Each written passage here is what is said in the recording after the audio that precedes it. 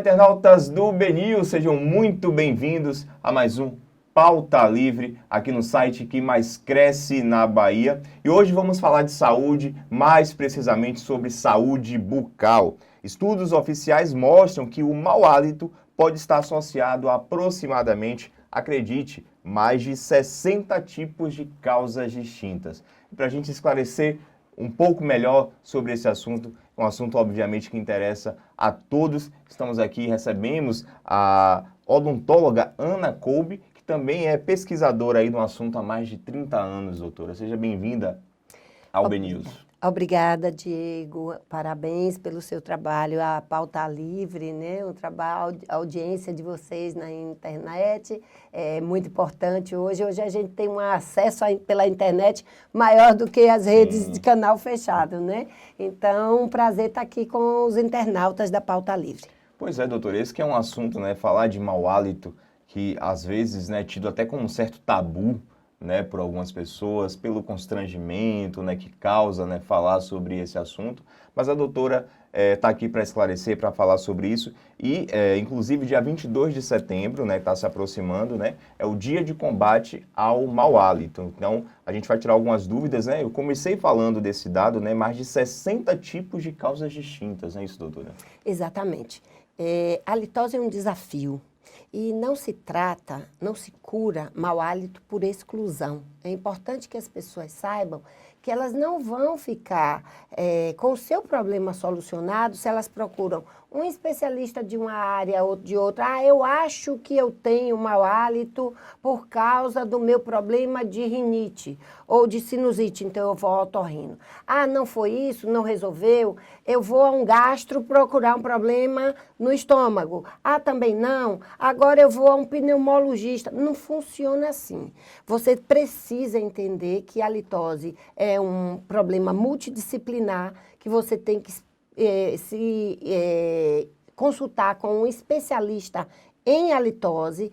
Ele é quem vai investigar todas as mais de 60 origens para lhe dizer quais as suas e poder lhe prescrever um tratamento específico para o seu caso, Diego, porque as suas origens podem ser diferentes das origens de Maria, de João. Então, um tratamento que funciona para você não é a mesma coisa que o tratamento que funciona para Maria ou para João.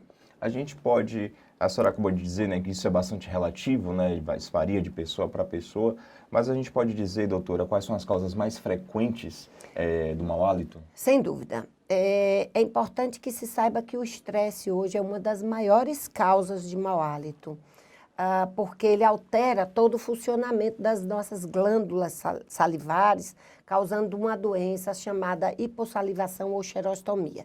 E isso altera todo o funcionamento da nossa boca. Então, a xerostomia, o estresse, a ingestão inadequada ou insuficiente de água, a hipoglicemia, o funcionamento intestinal, a má higiene oral, em especial a higiene da língua, porque a saburra lingual é, sem dúvida, uma das maiores origens do mau hálito. E por aí vai, Diego. São muitas e algumas, essas as que podem chamar mais atenção. Mas é importante que a gente diga, por exemplo, que eu não bebo muita água. Então, a doutora falou que não beber água adequado dá mau hálito. Então, eu vou beber água. Agora, daqui para frente, vou resolver meu problema. Não funciona assim. Porque se você não bebia água corretamente e isso causou uma preguiça, digamos assim, nas suas glândulas salivares, não vai adiantar você beber um barril de água, porque as suas glândulas não vão retornar ao funcionamento espontaneamente. Você precisa não só corrigir a ingestão de água, como estimular o funcionamento adequado das glândulas para que elas deixem de serem preguiçosas e passem a trabalhar de maneira adequada. Entende? Então, a coisa não é simples assim. Eu vou ouvir a doutora, vou identificar do que ela diz, o que eu faço e vou sair corrigindo. Infelizmente, a coisa é mais complexa do que parece. Pois é, né? Eu comecei com esse dado, né, dos 60 tipos de causas distintas, né, provenientes, né, que causam aí o mau hálito, né, e tem outro dado também aqui, né, segundo a Associação Brasileira de Halitose, né, é que o mau hálito atinge cerca de 50 milhões de brasileiros, né, isso é um dado alarmante, né, doutora? Sim. Podemos dizer assim? Podemos dizer assim, sem dúvida. Não só no Brasil, como em todo o mundo, os dados, os percentuais de portadores de halitose vêm crescendo. E hoje nós temos, passando de 40% da população mundial e brasileira portadora de halitose. E o que mais assusta hoje, Diego, é que essa incidência, até alguns 10, 15 anos atrás, era maior nos idosos, menor nos adultos e muito menor na infância e na adolescência. E esses dados estão sendo alterados. A gente está vendo crescer muito o número de portadores de halitose infantis e adolescentes, por diversos motivos, principalmente pela nível de exigência que essas crianças estão cada vez tendo mais, pela quantidade de tempo que elas têm para se divertir, para brincar é cada vez menor. Por quê? Porque os pais estão cada vez mais preocupados em prepará-los para a competitividade do mundo de hoje. E para isso, elas têm que ter uma carga de exigência muito maior. E o nível de estresse dessas crianças altera muito em função disso. E, consequentemente, isso gera um percentual de halitose maior nessa faixa, assim como alguns medicamentos que têm surpreendido na nossa clínica a incidência de halitose, como é o caso das adolescentes que estão usando com muita frequência um medicamento chamado isotretinoína, que o nome comercial é Roacutan, e esse medicamento é para acne, para combater a acne. E como essa galera jovem está muito ligado na estética, então isso está gerando problemas sérios com relação a hálito em função do número de pacientes usando esses medicamentos. Pois é, o Pauta Livre recebendo a doutora Ana Kolbe, ela que é odontóloga e pesquisadora, né, relacionada aí à halitose, né, ela é pesquisadora no assunto há mais de 30 anos, né, isso, doutora? Está tirando aí algumas dúvidas aí sobre o assunto aqui no nosso Pauta Livre, né? E a senhora falou, né? Eu comecei falando dessa questão do constrangimento, às vezes, que é causado, né, por conta do mau hálito. As pessoas, às vezes, ficam com receio de falar para o próximo, né? Às vezes, a gente já estava falando aqui antes de começar a entrevista, né? Às vezes, até parceiros, né? Marido e mulher, né? Ou namorado, seja o que for, né? Que tem esse certo tipo de constrangimento de chegar para o parceiro ou parceira, né, e falar, né, que está com mau hálito ou não. E tem uma outra coisa interessante, é que a questão do mau hálito, ele pode afetar nessas relações, né, não é isso, doutora? Interpessoais, relações familiares, né, e também causar até uma depressão, né, podendo levar até uma depressão, não é isso? Sem dúvida. A halitose é um problema que quem tem não sente seu próprio hálito. Nós temos um órgão chamado bulbo olfativo ou bulbo olfatório, que é do tamanho de um caroço de feijão, está na região anterior do cérebro, e ele se impregna com os odores e você não sente mais. Eu vou te dar um exemplo bem simples para você conseguir fazer essa associação, que é quando você pinta a sua casa, você, daí a 3, 4, 5 dias, você não sente mais aquele cheiro. Quando vem uma visita, daí 10, 15 dias, faz, poxa, tá cheirando a tinta. Isso é fadiga olfatória. Por isso, o portador de halitose não sente seu próprio hálito. E quem convive com quem tem halitose, muitas vezes fica constrangido de dizer. Então, a pessoa que tem, geralmente não sabe e sente rejeição por parte das pessoas, porque as pessoas evitam esse contato. Não só não dizem, como evitam.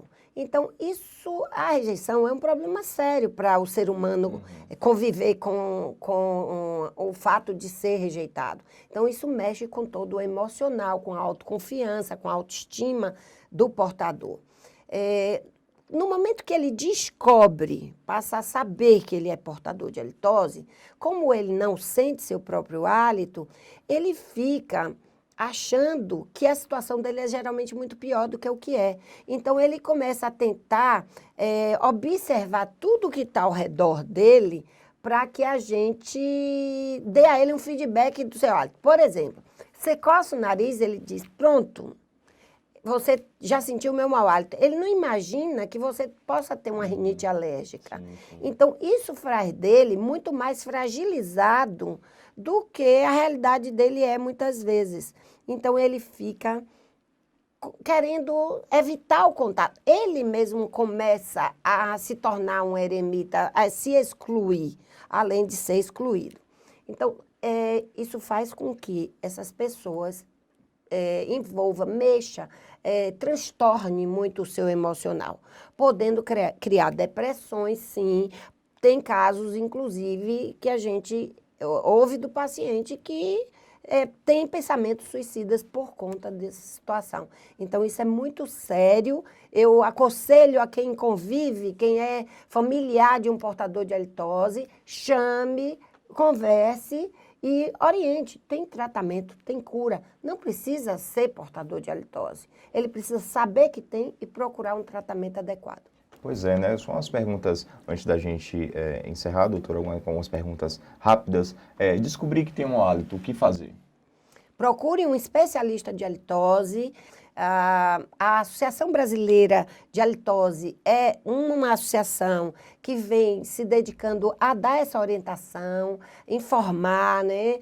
Não só com relação a quais os profissionais no Brasil, como dar suporte em termos de esclarecimento sobre o assunto. E também tem, por exemplo, se você convive com alguém que não sabe que tem e que você não tem coragem de dizer diretamente, tem o Clique Mau Hálito, tem o SOS Halitose, que são sites na internet. O Clique Mau Hálito você pode acessar através do halitose.com.br. E lá na primeira página logo tem o Clique Mau Hálito. Você bota o nome da pessoa e o e-mail ou endereço, que ele vai receber uma correspondência informando e não vai saber quem foi que solicitou. Então, é sigiloso. Você ajuda sem se expor, Sim. entendeu? E procure a Associação Brasileira de Halitose, se você mora em algum estado do Brasil que queira saber onde você encontra um especialista, sempre nós estamos à disposição para ajudar. O importante é saber que tem tratamento, não é isso, doutora? E que tem cura. Queria que a senhora salientasse também as formas de prevenção, como prevenir o mau hálito. Então, isso não é para quem já tem, né? Sim. Vamos deixar isso claro, porque às vezes quem tem começa a fazer essas coisas e não dá resultado e diz assim, mas não funciona. Não, isso funciona para quem não tem e não quer ter. Então, assim, você deve ingerir em média 2 litros de água por dia, de maneira fracionada. Você precisa ter consciência do nível de estresse que você vive, porque tem gente que é educado emocional, mas é estressado. Então, coloca esse estresse para dentro e isso às vezes é bem pior. Então, você tem que identificar o seu nível de estresse e abrir uma válvula de descarga para que você drene esse estresse. Você precisa se alimentar a cada 3 horas e meia.